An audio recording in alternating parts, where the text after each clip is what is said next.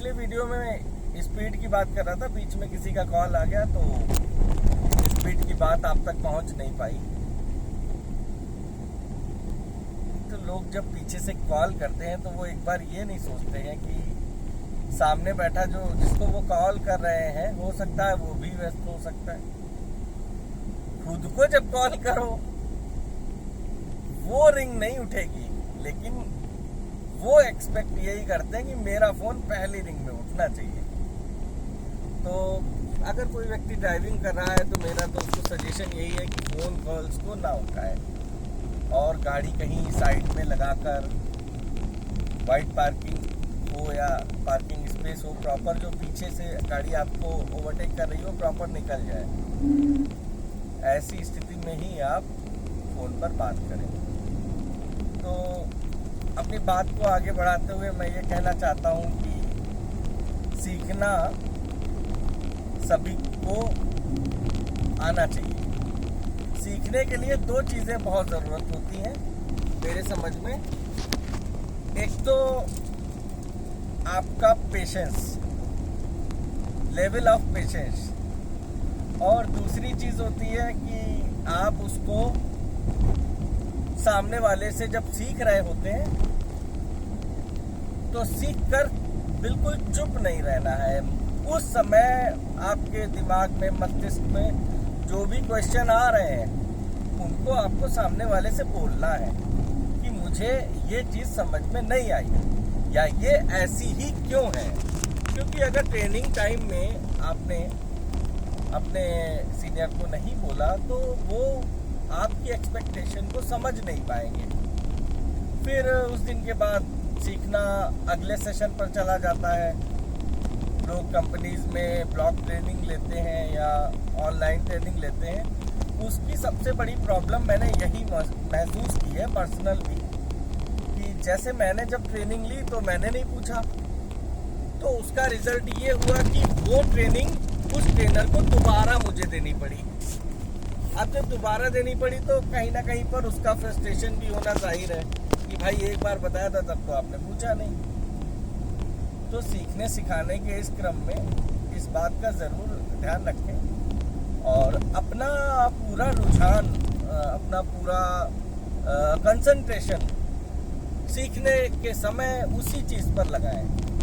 जो भी ट्रेनिंग आपको मिल रही हो, आप जिस भी कंपनी में काम करते हो, जिस भी अधिकारी के अंडर में आप काम करते हो, हम सब किसी न किसी के अधीनस्थ ही कार्य करते हैं। जिलाधिकारी भी किसी के अधीनस्थ हैं, उप जिलाधिकारी जिलाधिकारी के अधीनस्थ है, सब एक दूसरे के अधीनस्थ। एक पैटर्न चलता है, सीरियल सीक्वेंस चलता है, उसको हम नहीं तोड़ सकते हैं। वो हमारे भारतवर्ष का एक क्रम है। कंपनी एक्ट हो या गवर्नमेंट जॉब्स की बात कर लें आप, तो होता ये है कि गवर्नमेंट जॉब में आज की डेट में ओनली रिपोर्टिंग रह गई है, लेवल पर वर्क नहीं है।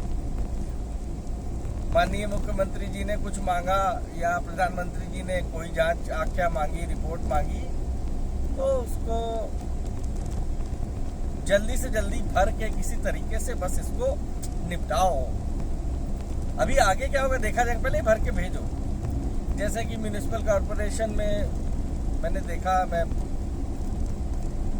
2013 से टेंडर्स पार्टिसिपेशन क्लाइंट्स के, गवर्नमेंट डिपार्टमेंट के देखता हूँ, तो उसमें होता ये है कि जो भी डॉक्यूमेंट्स मांगे गए लगा दिए गए। जैसे कि म्यूनिसिपल कॉरपोरेशन को सिटी प्रोफाइल भरने के लिए बोला जाता है, तो मैंने देखा है आधी से ज़्यादा सिटी प्रोफाइल तो वहाँ पर बैठे ऑपरेटर ही भर देते हैं। मतलब मेन जो सैनिटेशन इंस्पेक्टर है, इंस्पेक्टर या जो भी है, एसआई साहब है, उससे जानकारी लिए बिना ही उसको भर के वो भेज देते हैं। अरे डन। तो सूचना के अभाव में, जानकारी के अभाव में वो गलत प्रोफाइल आपकी डिपार्टमेंट से और गवर्नमेंट डिपार्टमेंट को जा रही है। फिर उसके बाद अगर उसका रिवाइज होता है, फिर उसमें वर्किंग होती है, फिर उस पर परिचर्चा होती है, मीटिंग बुलाई जाती है। तो this is a total waste of time. हमारी गवर्नमेंट्स के अधीनस्थ जो कर्मचारी हैं, अधिकारी हैं, वो इसी रिपोर्टिंग में पूरा उलझे हुए हैं। ग्राउंड लेवल पर वर्क ना के बराबर है।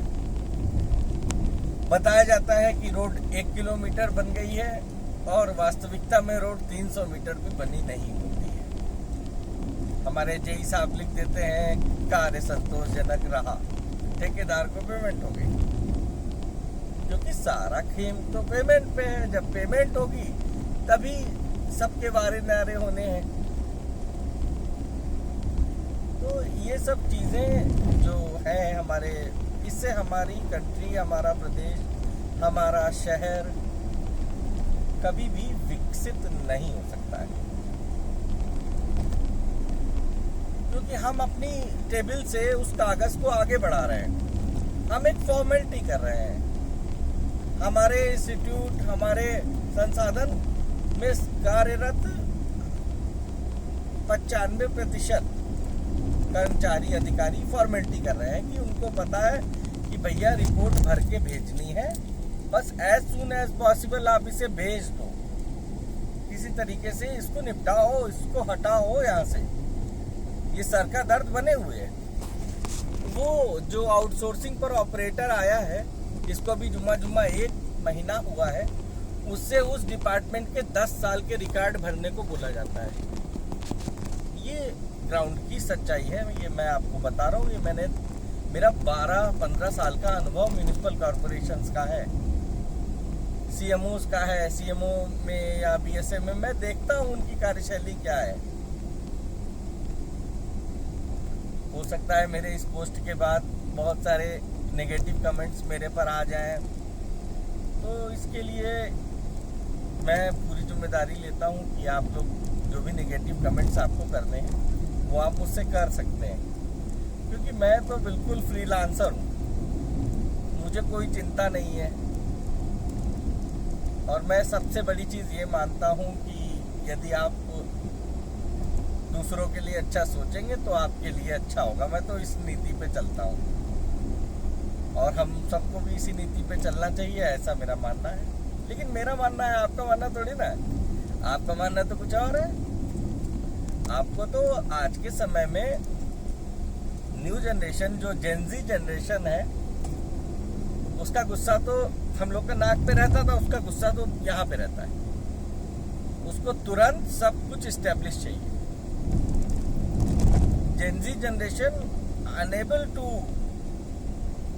अचीव द टारगेट, उसको टारगेट नहीं अचीव करना है, उसको टारगेट के बाद आने वाला जो सक्सेस है उसको पहले लेना है, टारगेट देखा जाएगा।